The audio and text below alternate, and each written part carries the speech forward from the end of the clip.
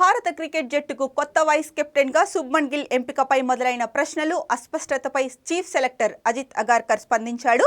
కెప్టెన్గా రోహిత్ శర్మ తన బాధ్యతలను కొనసాగిస్తున్నాడు. అయితే గిల్ మాత్రం కొత్త వైస్ కెప్టెన్గా ప్రమోట్ కావడం గురించి క్లారిటీ ఇచ్చాడు. కేఎల్ రాహుల్, పంత్, హార్దిక్ పాండ్యా వంటి సీనియర్ ప్లేయర్లను కాదని గిల్ను ఎంపిక చేయడం పట్ల స్పందిస్తూ భారత జట్టు డ్రెస్సింగ్ రూమ్ నుండి వచ్చిన ఫీడ్బ్యాక్ ఆధారంగా ఈ నిర్ణయం తీసుకున్నామని భారత చీఫ్ సెలెక్టర్ అజిత్ అగార్కర్ చెప్పారు.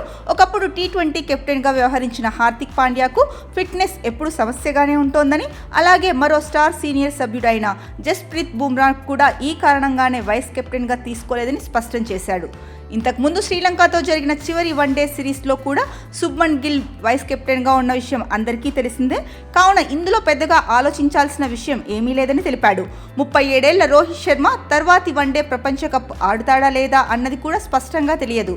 కాబట్టి వన్డేలకు మాత్రం భారత తర్వాతి కెప్టెన్ యువ సంచలనం శుభ్మన్ గిల్ అని తెలుస్తోంది. మరోవైపు సూర్యకుమార్ యాదవ్, మహమ్మద్ సిరాజ్లు జట్టులో చోటు కోల్పోవడం పట్ల విమర్శలు వస్తున్నాయి.